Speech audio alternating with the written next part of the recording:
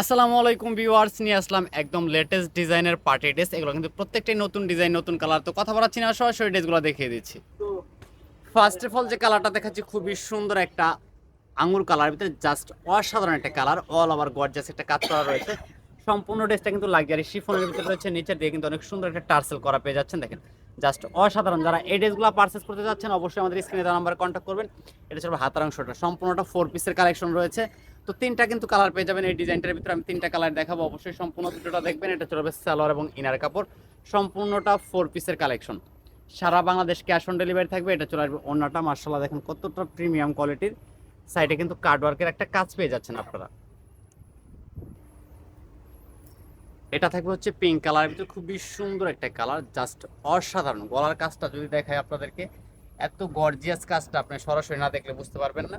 সারা বাংলাদেশ সম্পূর্ণ cash on ডেলিভারিতে দিচ্ছি। যারা পাইকারি নেবেন, অবশ্যই আমাদের সাথে কন্ট্যাক্ট করলে কিন্তু পাইকারি প্রাইজে নিতে পারবেন।